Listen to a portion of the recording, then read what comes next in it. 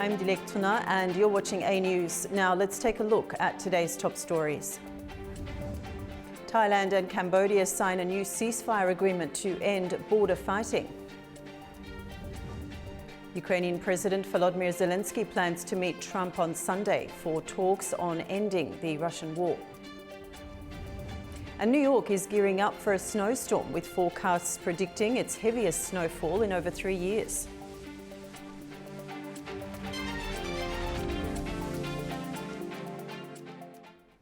A long-running border dispute in Southeast Asia has taken a step towards calm. Thailand and Cambodia have agreed to ease tensions after weeks of violence. Thailand and Cambodia have agreed to an immediate ceasefire, the defence ministers of both countries said in a joint statement on Saturday. The two sides agreed to freeze all troop movements and allow civilians living in border areas to return home. The deal ends weeks of intense border clashes that have killed at least 41 people and displaced nearly 1 million others. The ceasefire took effect at 12 o'clock local time on Saturday. If it holds for 72 hours, Thailand will release 18 Cambodian soldiers currently in custody, the statement said. The breakthrough followed several days of talks between Thai and Cambodian officials aimed at ending renewed fighting between the neighbouring countries. An earlier ceasefire agreed in July was brokered by Malaysia and pushed through after pressure from US President Donald Trump, who threatened to withdraw trade privileges unless both sides complied. The agreement was later formalised in more detail at a regional meeting in Malaysia in October, which Trump attended. Despite those efforts, tensions remained high. Both sides continued a propaganda war and minor cross-border violence persisted before escalating in early December into heavy fighting.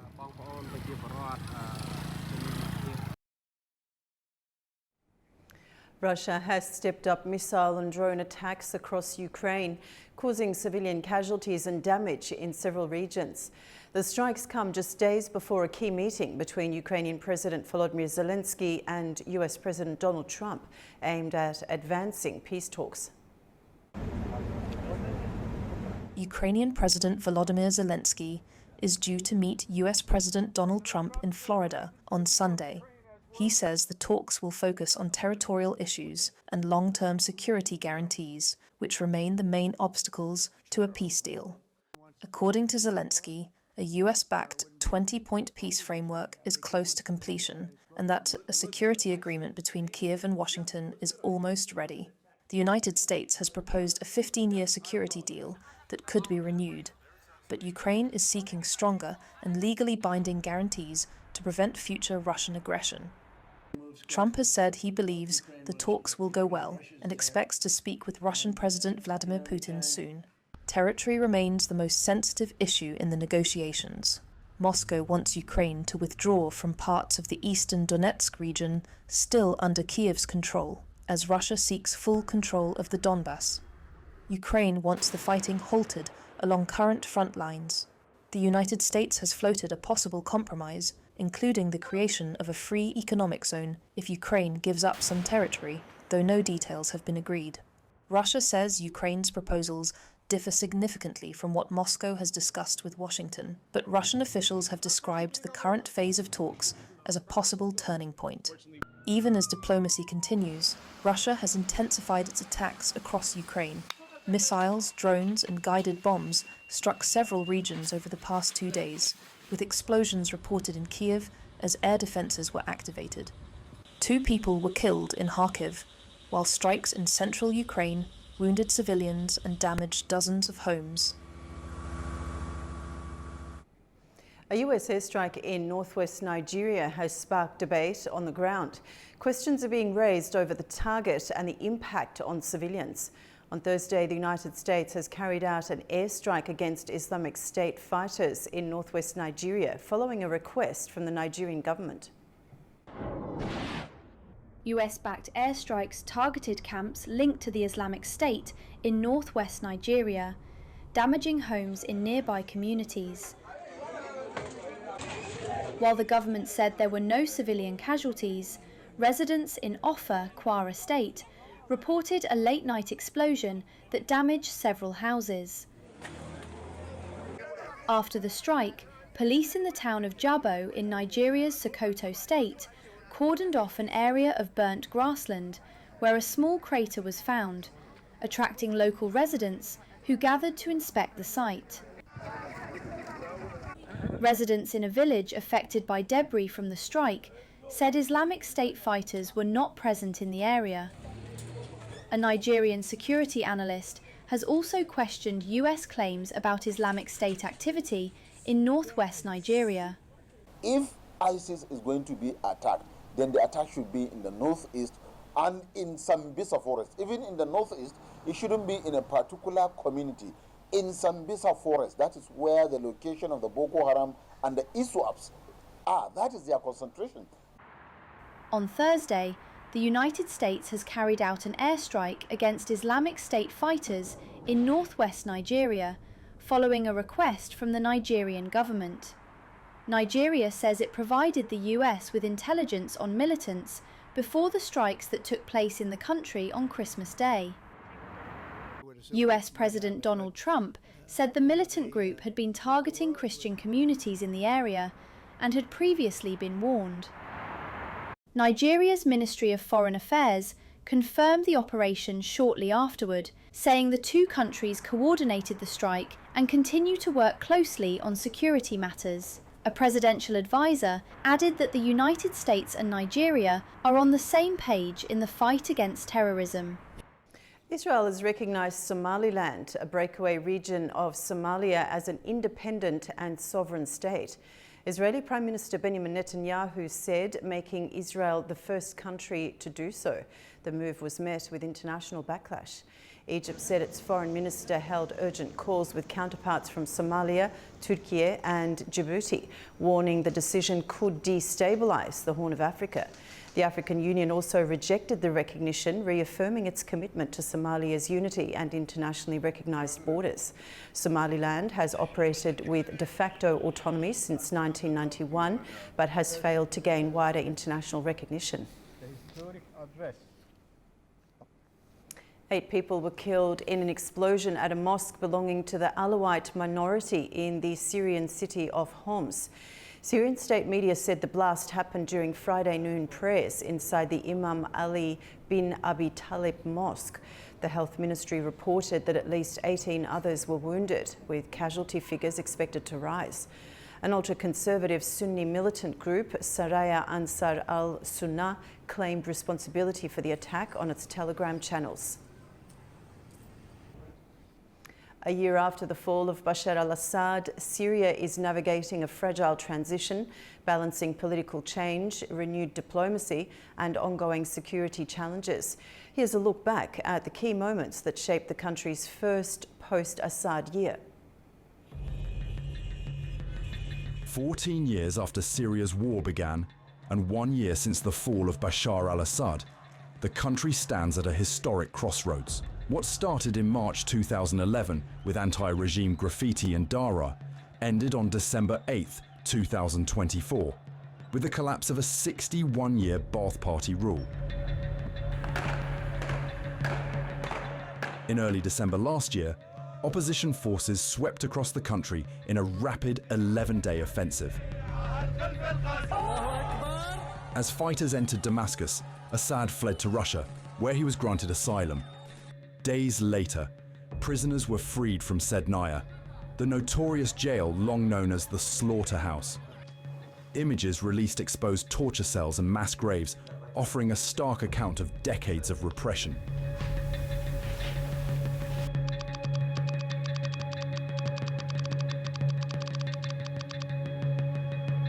By late January, the new leadership moved quickly. The constitution was repealed. Ahmed al-Shara was appointed transitional president, launching a 5-year transition aimed at rebuilding Syria's political institutions.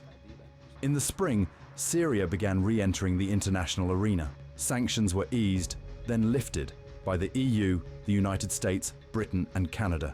The World Bank restored Syria's access to international financing. By May, reconstruction and investment pledges topped $25 billion. Turkey has supported rebuilding efforts through energy, trade and infrastructure cooperation.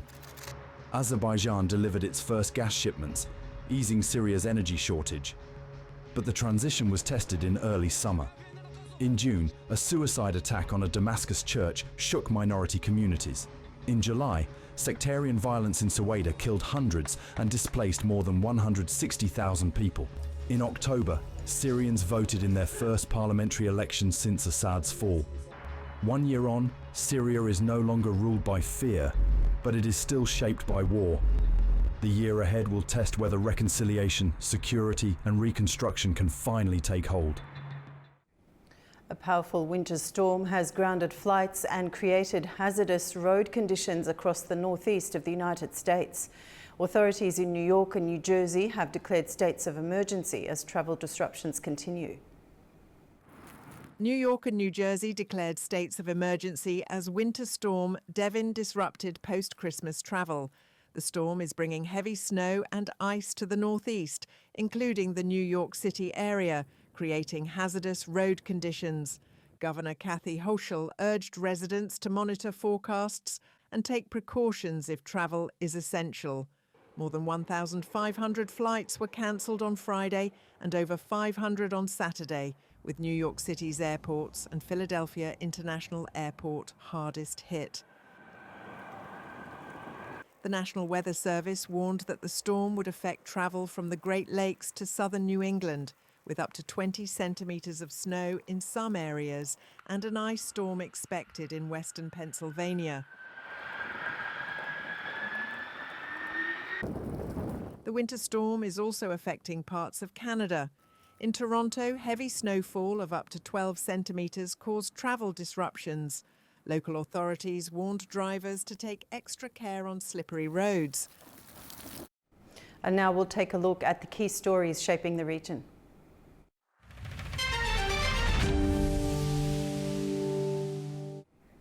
Azerbaijan expands its role in global energy projects through foreign investments. Foreign Minister Ceyhun Bayramov said at a press conference presenting the 2025 outcomes. Bayramov added that the country's energy sector is a key tool of economic diplomacy, helping Azerbaijan strengthen international partnerships.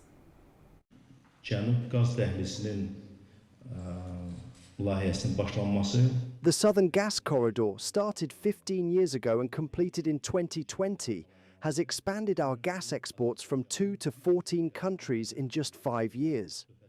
In 2025, Azerbaijan began exporting 1 to 2 billion cubic meters of gas to Syria, reducing its electricity dependence, while also participating in major energy investment projects in the UAE, Israel, Turkey, and Uzbekistan.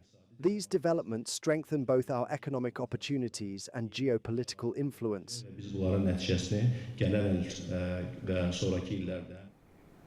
Preparations are underway for the 13th session of the World Urban Forum, which will be hosted by Azerbaijan in partnership with UN Habitat. Our correspondent Narchicek Jahangirli has more. While many people are on holiday mode during the last work week of 2025, the mood in this room is very different. We are at the office of WUF13, where the focus is already on next year.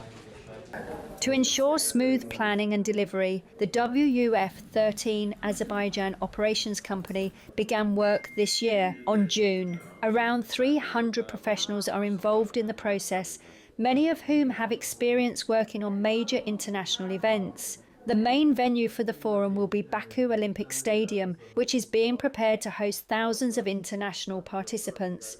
Organisers have also launched the WUF13 Volunteer Centre. About 2,500 volunteers will take part in preparations and event operations. Interest has been high, with more than 16,000 people applying to join the volunteer programme. The construction works have already started, and there will be 22,000 square meters of infrastructure that will be built in the stadium. That will include conference rooms, media centers, Urban Expo. And talking about, by the way, Urban Expo, the application process for Urban Expo is already opened. It's huge area of 35,000 square meters that will combine academia, UN organization, UN system, government entities, cities, countries that will come together to discuss urban agenda. The World Urban Forum is one of the UN's largest global conferences, bringing together leaders, experts and policymakers to discuss sustainable urban development. A dispute is unfolding over how the international community should address detainees held in Azerbaijan after years of conflict with Armenia. Azerbaijani civil groups are pushing back against what they call politicised advocacy, warning it could complicate fragile peace efforts in the region.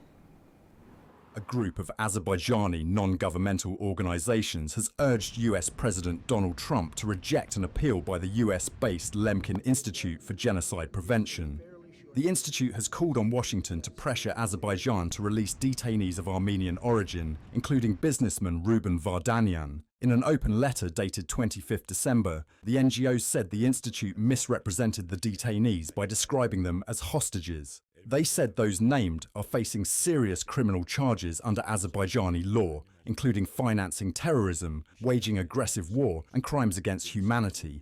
The Lemkin Institute's appeal, titled "Bring Them Home for Christmas," framed the issue as a humanitarian concern. Azerbaijani groups rejected this approach, saying legal cases should not be influenced by religious or seasonal sentiment. They also said the Armenia-Azerbaijan conflict was political, not religious. The Lemkin Institute, founded in the United States in 2021, describes itself as an international organization focused on genocide prevention and support for threatened communities. It has been active in advocacy related to global conflicts and human rights issues. Azerbaijani organizations argue that the appeal ignores what they describe as documented crimes during decades of conflict, which they say led to mass displacement and destruction in Azerbaijan. The letter to President Trump praised his role in recent peace efforts in the South Caucasus and warned that external pressure could undermine confidence-building measures and normalization talks between Azerbaijan and Armenia. The Lemkin Institute has not publicly responded to the criticism. Now you can also watch Oligarch's Design, which investigates Ruben Vardanyan's move from Moscow's financial circles to politics across all A News digital platforms. Now in other news from the South Caucasus, remarks by US Secretary of State Marco Rubio on closing USAID have renewed debate in Georgia over the role of foreign-funded organisations. While the government says the comments support its transparency law, USAID and its supporters reject accusations of political interference. Our correspondent Nini Nikolashvili has more. Recent remarks by US Secretary of State Marco Rubio have reignited debate in Georgia over the role of USAID and foreign-influenced organizations. In his 2025 summary, Rubio announced that USAID has been closed and international assistance placed under the direct control of the US State Department, saying that Washington must know exactly where its money goes. His statement comes amid growing criticism in the United States over the effectiveness, accountability, and political impact of foreign aid programs. Georgian officials say that this confirms long-standing concerns. Tbilisi Mayor Kakha Kaladze stated that while some USAID funds were formally presented as development support, they were allegedly used to influence political processes, deepen polarization, and support radical activism. Prime Minister Irakli Qobakhidze also echoed that view, saying that Georgian authorities were previously dismissed when raising such concerns. Foreign Minister Makaba Charishvili added that Rubio's comments justify Georgia's transparency law, arguing that the state had a responsibility to protect national interests in the absence of clear oversight mechanisms. However, USAID and its supporters have consistently rejected accusations of political interference. The agency has long maintained that its mission focuses on democracy, supports civil society development, media freedom, and humanitarian assistance. Rubio's position reflects a broader shift within U.S. politics, where both Republicans and Democrats have increasingly questioned how foreign aid is spent and whether existing structures serve American interests effectively. In Georgia, the debate now goes beyond USAID itself. It touches on sovereignty, transparency, and the limits of foreign involvement, issues that continue to divide public opinion and shape the country's relations with its Western partners. Nini Nikolaishvili, Tbilisi, A News. Uzbekistan says it's closing 2025 with record economic growth, rising exports and falling poverty, as President Shavkat Mirziyoyev presented year-end results. Our correspondent Sevil Rajapova has more. Uzbekistan says it is ending 2025 with major progress across the economy and social development, achieving record figures in growth, investment and poverty reduction. The results were presented by President Shavkat Mirziyoyev, who said strong public support, continued reforms and cooperation with international partners helped drive achievements across all key sectors. GDP passed $145 billion for the first time. Exports reached $33.4 billion and foreign reserves exceeded $60 billion. The president also underscored expanding regional cooperation, highlighting Azerbaijan's full participation in the C5+1 format, following the November summit in Washington. The upgraded C5+1 dynamic is reinforcing economic ties. Azerbaijan's trade with Central Asian nations rose by 85% in the first 9 months of 2025, surpassing $1 billion. While cargo flows between Azerbaijan and Uzbekistan increased by about 18%. A $300 million investment fund between Azerbaijan and Kazakhstan is planned to finance joint priority projects. Looking ahead, the president named Mahalla-level development as the top priority for 2026, with more budget resources directed to districts to improve roads, utilities, schools and health care. He said 2026 will be marked in Uzbekistan as the year of Mahalla development and social advancement. It is Sevil Rajapova reporting from Tashkent, Uzbekistan, A News. In 2025, historic border agreements brought hope to the Fergana Valley, easing tensions between Kyrgyzstan, Tajikistan and Uzbekistan. However, renewed clashes along the Kyrgyz-Tajik border highlight the region's ongoing fragility and the challenges of maintaining lasting stability. The year 2025 was important for Central Asian border agreements. On 13th March, Kyrgyzstan and Tajikistan ended long-standing border dispute. In the Fergana Valley, disputed borders caused uncertainty and fueled tensions, creating challenges for locals. By 2011, the sides had successfully agreed on 519 kilometres, and over the next 3 years, another 486 kilometres were settled. The final delimitation of the border not only resolved a long-standing source of conflict, but also represented a major step toward regional stability and cooperation. Since 2019, border escalations became more frequent and serious. In spring 2021, clashes caused 55 deaths, about 300 injuries, and many homes were destroyed. In September 2022, around 100 people died,